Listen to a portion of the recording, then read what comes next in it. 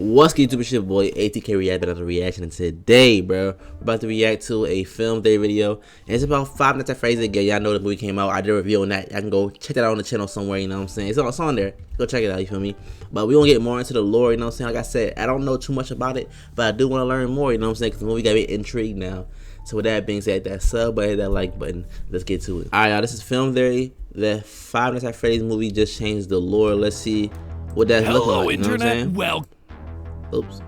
Alright, let's get to it. Hello, Internet. Welcome to We got 1080p around here. The show that knows that a picture is worth 1,000 words. Yes, sir. Drawings show them what really happened. And what did you draw? A yellow rabbit hitting the subscribe button? Hey, hit that sub button on my channel too, you feel me? That is the point of the subscribe button after all. Thanks, Abby. Finally, Thanks. it's happened. After 8 agonizingly long years in development hell, hopping from studio to studio, director to director, the Five Nights at Freddy's movie is finally out for you to go see right now. And man, has this been a commercial hit. As of the writing of this script, just 1 weekend into release, the movie's made over $152 million at the box office, more than 7 times its own budget, and that's despite being available to stream on Peacock, where, oh wait, it's also the most viewed movie on Peacock ever. Suck on that, my big fat Greek wedding 3. It's also Blumhouse's most successful opening weekend to date, which means that more people are turning out to see Springtrap wielding his knife than Michael Myers. Maybe now Hollywood will finally bother to get the name of this thing right. And his other movie, Friday Nights at Freddy's. Friday Nights at what? Peacock, October 27th. Five Nights at Freddy's. What did I say? Friday nights. It's been 8 or 9 years since I first met Scott Cawthorn, who created this. Why do we get it wrong? Or not. Who cares? Forget it. This thing was made for the fans. From Sparky the Dog to Dream Theory to... It's just a theory. You bet. Hey, he made it. We're getting back to those theorist roots. That's lit, Today man. we're theorizing about the actual movie, and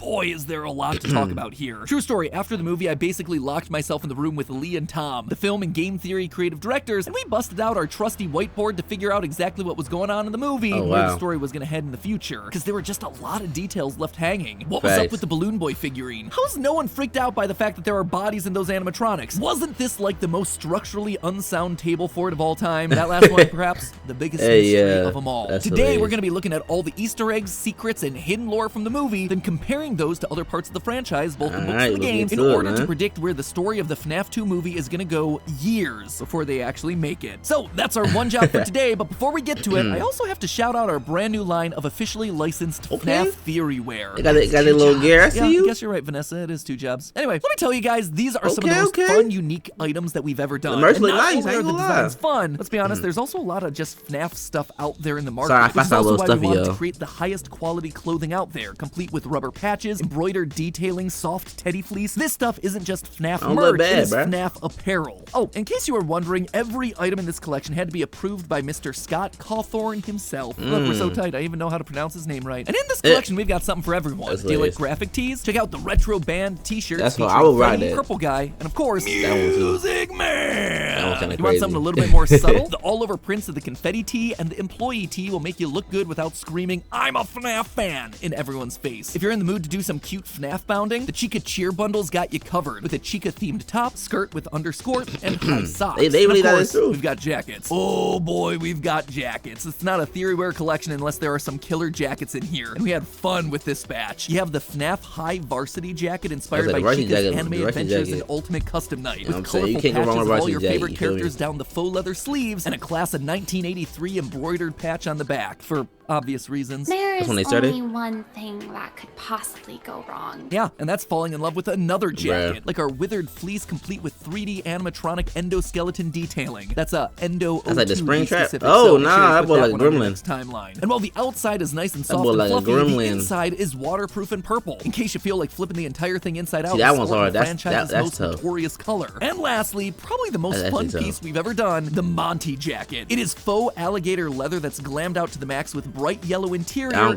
sharp metal studs to show that you're the raddest reptile on the block. Any guitar-playing bunnies better watch their backs when you're wearing this one. If any of this has caught your eye and you want to show off both your love of FNAF and theorizing, go check out our official FNAF collection over at theorywear.com. It's theorywear.com. And now, with that shameless self-promotion out of the way, let's hop into the theory, shall we? So to begin, we should point out that we already do have some vague idea where the sequel's gonna head. In an interview with Variety, FNAF director Emma Tammy explained that the first movie was tied to the first game, so a second film would likely tie into a second game, which kinda goes without saying, but also should probably make our lives easy, right? Yeah, not quite. As we mentioned in our first prediction theory, the strategy for the movieverse seems to be taking iconic bits and pieces from across the entire franchise, games, books, fan theories, even hoaxes, and distilling it all down into the most recognizable version of FNAF there is. That's how we got Mike Schmidt from FNAF 1 hanging out with Vanessa from Security Breach, fighting Springtrap from FNAF 3, and saving Abby from getting stuck into a Springlock version of Ella from the Silver Eyes novel, with an ending that was ripped straight out of the fourth closet. It is literally FNAF the smoothie. Everything dumped into a blender, chopped up, and then poured back out onto the big screen. So yeah, while it did follow the same broad strokes as the first game, Five Nights in the FNAF 1 pizzeria with ghost kids in suits, it is definitely not the same story. It's also important to note the changes to the story that have been added in. One example has to be the time that these movies take place. It's widely accepted that the FNAF 1 video game takes place somewhere around 1993, and yet in this scene from the movie, we see a date on a security camera that reads April 6th, 2000, about 7 years later. Another big example, though we've long theorized that the story of the original FNAF games takes place in Utah, that is not the case in the film. In the film, during the scene where Aunt Jane is confronting Mike at Abby's school, her lawyer hands Mike some family court paperwork. If you pause and read the fine print on the documents, you'll find the URL mncourts.gov, which is the official website for the Minnesota judicial system. Additionally, we can see a phone number with the area code 651, which is connected to the St. Paul area and eastern suburbs of Minnesota. And get this, I kid you not, there's a small town in this area code named Afton. You cannot make that up. Honestly, I wouldn't be surprised if Scott moved the entire movie to Minnesota just for that change alone. Lastly, there's also this decal on Vanessa's police cruiser, GFPD. PD stands for police department. That part's pretty darn obvious, but then what about the GF? Well, honestly, that could stand for any city or township with those same initials, from Grand Forks to Glen Falls to Great Falls, but included in that list is Granite Falls. Gravity Falls, you feel me? Paul, whose cop cars, at least according to the website, follow the exact same black and white color pattern that we see in the movie. Speaking of clues from the cars that are seen throughout the movie, we can also reasonably assume that Mike's brother Garrett was kidnapped in the early 80s, based on this shot from Mike's dream sequence. By taking the rear end of William Afton's car here and reverse image searching for it, we're able to identify this as a Ford Fairmont Futura, specifically models coming from between 1980 and 1983. You can immediately see the connections here between the unique vertical taillight design and the boxy body shape. But why then does that matter? Well, Mike's brother Garrett is likely the first child that Afton abducted and killed. In Mike's dream flashbacks, we very clearly see Garrett holding a toy airplane. Bro, why did he do it taken away in the back of Afton's car. And where do we see that airplane again? When Vanessa reveals Afton to be her father. She's holding the same airplane. That right there, that is cold. Gifting toys from your victims to your daughter. But not only is it gross, it's also helpful because it lets us put together a rough timeline. You see, Afton and Vanessa are clearly in a still operational pizzeria in this photograph, which means it had to have been taken before the other kids went missing, causing Freddy's to shut down. In other words, Garrett was the first of Afton's victims that we currently know of. And that right there, that's important because in the games, Afton's first victim, and the one most closely associated with his car, goes on to possess the puppet, a marionette-esque character that serves as a protector and guide to all the other spirit children. It's the first victim that gives gifts and gives life to the other animatronics after their murders. We see this possession happening in FNAF 6's security puppet minigame. Notice the tire tracks out there in the rain. We see the exact same event from a different angle in FNAF 2. Notice that cool purple car. From there, the rest of FNAF 2's hidden minigames then show us the puppet trying to protect the other dead children from Afton. And when it can't, the puppet decides to bring them to life in the form of animatronics.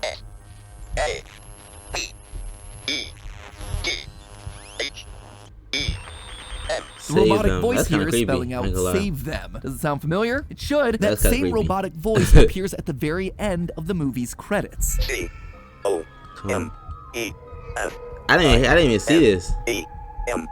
Once the whole thing wraps, the voice has spelled out, "Come find me," in the exact same way that the puppet communicated to the player in the FNAF 2 minigames. And who needs to be found in the movie? Garrett. See, the fact that they never resolved what exactly happened to Garrett was a big thing that stuck out to me when I was watching this thing. After all, it was Mike's entire motivation and his only clear outright connection to both Afton and Vanessa. His fate is definitely going to come up again in the sequel, and all the signs are pointing to the puppet from the FNAF 2 video game. What's more, did you notice the music that was playing during that section? It's a music box. Another nod to the puppet, who in the games is kept calm by constantly winding a music box. In short, Garrett is possessing the puppet in this world, and here he is literally trying to tell Mike and the audience to come find him in the sequel. But so he's still stop for a alive. minute and consider the method of Afton's crime here. It is different from all the rest. He's out in nature. He kidnaps Garrett and presumably leaves him alive longer than his normal victims. He keeps the kid's toy and then gives it to his daughter. They're even in a completely different state. Unlike the rest of Afton's crimes, where he just lures kids to the back of the pizzeria and kills them, here things feel premeditated. They feel personal. And I was that saying would why. align That's with why I was both the wondering why games he and the did books, it. where Afton's first murder isn't just a random killing, it's targeted against one person, his business partner and the original builder of the animatronics, Henry. Small souls trapped in prisons of my making, now set to new purpose. A wound first inflicted on me,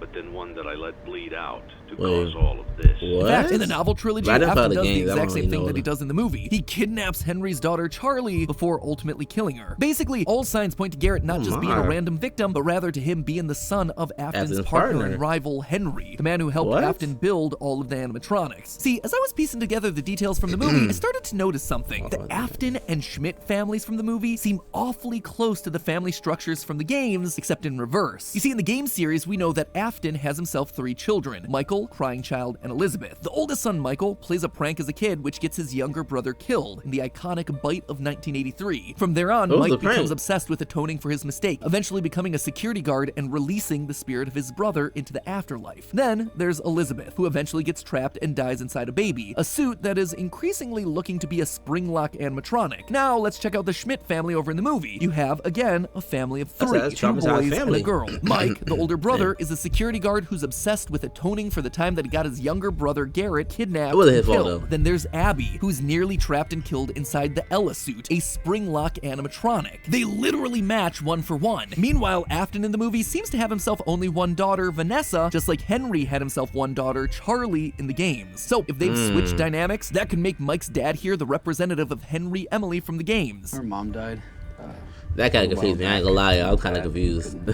Handle it well. They leave Mike's dad's fate vague. To me, looks like it was deliberately done in case they ever wanted to bring Mike's dad back into the story in a role similar to Henry's. But perhaps most interesting of all, if you look in the background of the employee training video, you can see a man who looks very similar to Mike's dad working on the animatronics, just like Henry would have done. This man's spoiling the second movie. This is also, as far as I can tell, an uncredited performance, but one look at Mike's dad, this guy from the training video, and the way that Henry's portrayed in places like the character encyclopedia, shows a visual design connection between the 3 of them. But not only would this connection fit with the established game lore, it would also explain why William Afton recognizes Mike. Early in the movie, we see Afton have a moment of recognition when he reads Mike's last name. Mr. Michael. But according to US Census data, there's around 166,000 people with the last name Schmidt here in the US. So either this is just a case of Schmidt I know is Kendall from Big Time Rush. or William recognizes not only the last name Schmidt, but Mike Schmidt specifically in the general age range that his partner's son would be. That's why he's so sure that this is someone from his past. More evidence for this? The fact that William knows that Mike has a brother without it ever being addressed. This is perfect.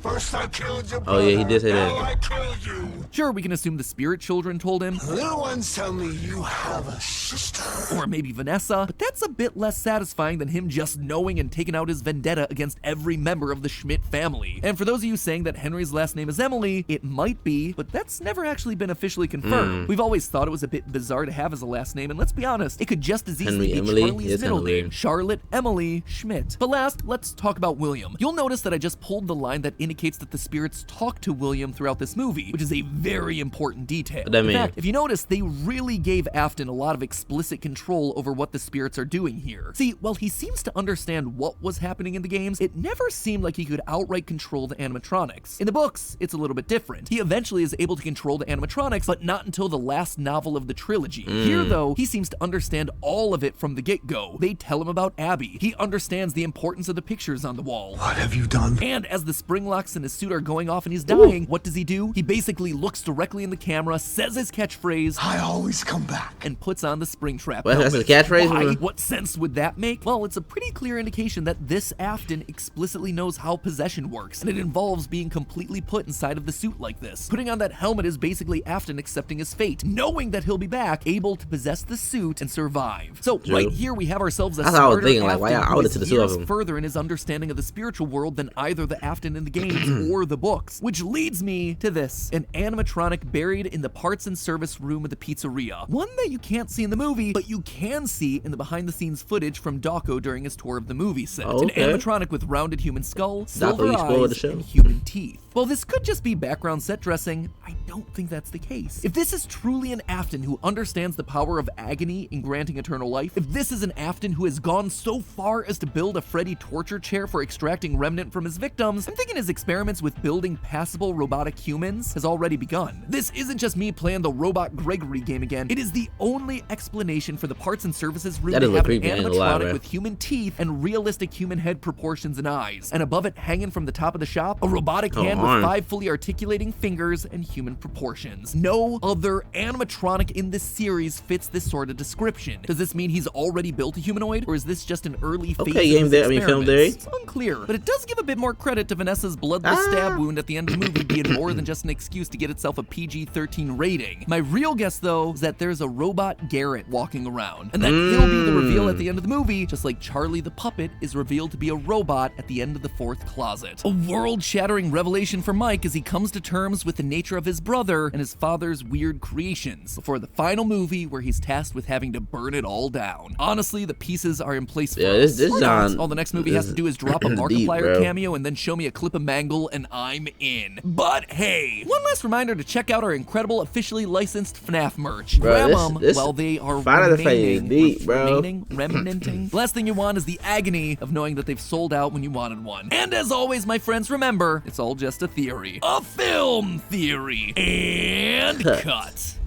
Shout out to film there, bro. I ain't gonna lie, bro. To everybody that knows the whole lore of Final Fantasy, y'all lucky, bro. Cause this is like I watched it growing up and I was following it, but I never like followed like that. So it's I ain't gonna lie, I'm lost. I'm 100% lost. I didn't know they had books till later on, like the other one.